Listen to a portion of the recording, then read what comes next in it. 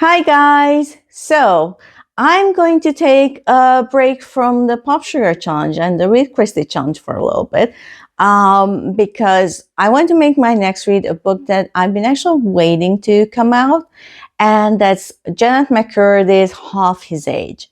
So this is kind of a controversial book, and I want to read it because I loved her autobiography, and it was such a great read. I listened to it as an audiobook, and she read it, and it was harrowing and everything. And there she talked about how she always wanted to be a writer. So this is actually her first fiction book, and I wanted to read this.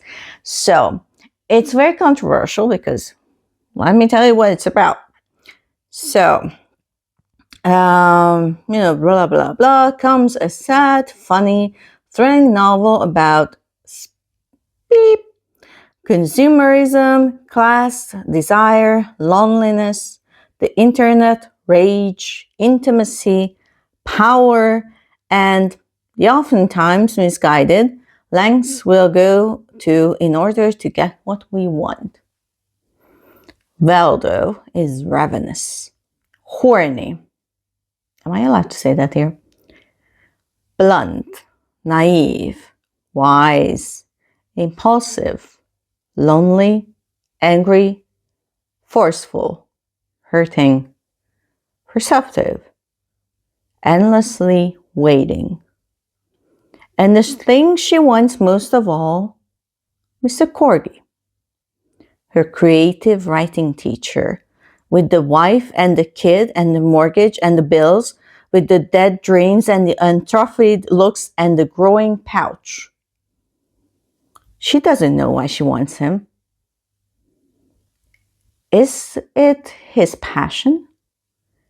His life experience? The fact that he knows books and films and things that she doesn't? Or is it purer than that? Rooted in their unlikely connection, their kindred spirits, the similar filter with which they each take in the world around them? Or perhaps it's just enough that he sees her when no one else does. Startlingly perceptive, mordantly funny, and keenly poignant, Half His Age is a rich character study of a yearning 17-year-old who disregards all her obstacles, or attempts to overcome them, in her effort to be seen, to be desired, to be loved. So, that's what this book is about. It's basically about a teenager seducing her teacher. Or is he seducing her? Who knows? Well, I'm about to find out. And it sounds like a topic, sounds like a very interesting topic for her to write. Because if you've read her autobiography, you know that, well, let's just say that she was in Nickelodeon in that time. She never actually talked about that, but it's kind of implied in places. She was in Nickelodeon and she knew, that person who we've seen documentaries about. And so it is an interesting bit. And it's also because it's about a teenager who is yearning for love. And she was a teenager also yearning for love, that she never got at home. And sounds like this teenager doesn't get that love at home either. So she goes after a teacher because he probably shows her a bit of kindness. Or does he go after her because she's young and beautiful? Well, we'll see. Or maybe it's a bit of both. Who knows? Sometimes people are complex. And it is actually kind of an interesting thing for her to write about. Because, you usually write what you know. So, yeah. What does that tell about her? Sometimes a book tells us more about the author than anything else. Anyway, it's actually only like 4.5 hours on the audiobook, and she narrates it. She was kind of flat when narrating her autobiography, which was kind of interesting after she's an actress, or she used to be. And we'll see how she delivers this one. And yeah, I'm excited to see what she does with her skills. And because I enjoyed her autobiography, she wrote the whole thing. She didn't use a ghostwriter because that has been her dream to write. So yeah, I'm all for supporting writers. I always want to write a book. I've written a couple of short stories and some fanfics, but I've never actually wrote a book. I started one a long time ago, but life always gets in the way, and ADHD gets in the way. And maybe someday, I did think of rewriting it, and finishing it. Or actually, my idea was that it was shaping up to be kind of a long book. So my idea was to cut it up into parts, like Murderbot Diaries, because it can be cut into parts. Like there are bits in the story where it's logical to stop. So maybe I'll start working on that if I have the time sometime. I don't know when. But I would love to get some support on that. So if you can, support a woman in her 40s, still hoping to maybe someday become a writer, not giving up on that dream, then yeah, I could use the encouragement because I don't get it anywhere. Okay, I'm getting way too personal again. Anyway, thank you for watching. So I'm going to review this book once I'm done, and I'm going to talk about this interesting relationship between Waldo and her teacher. Waldo, who names their kid Waldo? I guess that's another part of it. Well, we'll see. And thanks for watching, and be on the lookout and follow me. Bye.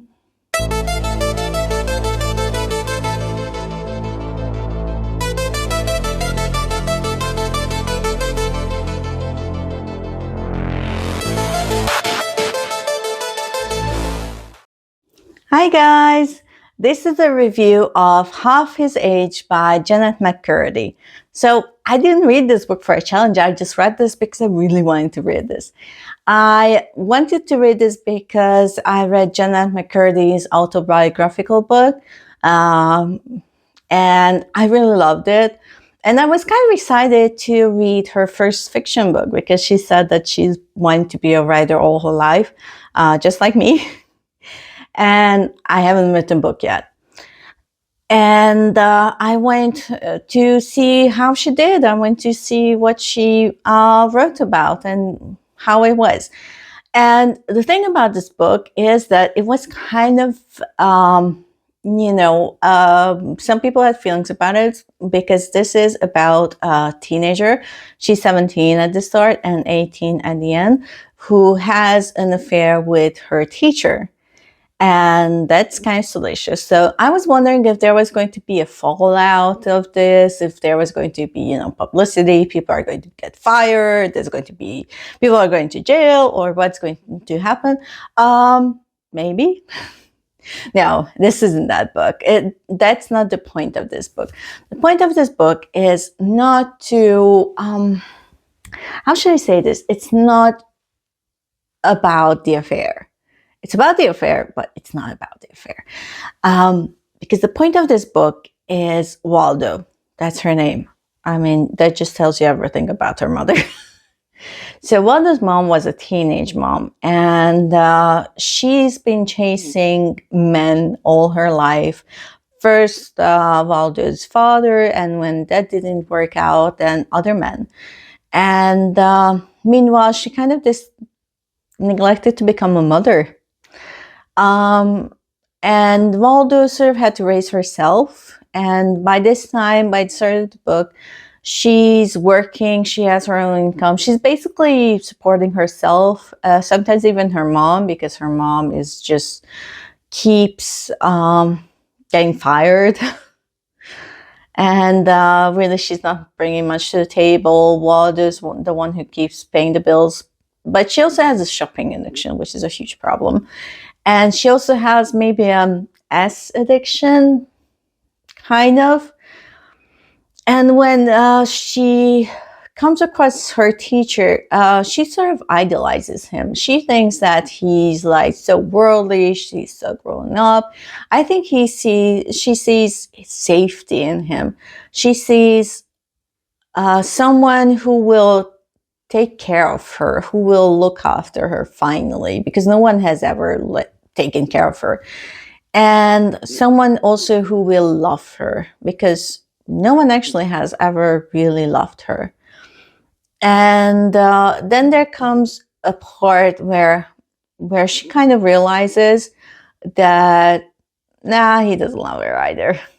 And he's more immature than she is, which is like, yeah, well, we've all met, that's our man. But preferably not when we were 17. And she, by the end, this is more about her growing up and letting go. In a way, it does make me think of Jennette, because she also had a similar upbringing, had to grow up too fast, she was making her own money. She never really had that family support. Her mom was more of a drag on her than a support. And also, she was also trying to find love in different ways, and trying to get her mom to love her, but that never actually happened. And in a way, the end is not a fairy tale ending. We don't have a happy ending. We have an ending of closing one door and opening another, and seeing where that leads, seeing where that takes us. And I'm kind of like hoping maybe there's going to be a sequel. I would love to see where Waldo goes from here. Or maybe it's okay to just have hope that she goes somewhere good. So this book, the style of this book is a bit dry. So I listened to this as an audiobook, and it was narrated by Jennette. And she delivered it in this sort of like very dry, kind of clipped way, similar to the way she did the autobiography. But it was a bit harsh, but it kind of fit, because this isn't a book which sugarcoats things. This is a book where you see the stuff I can't see on TikTok. All of those things.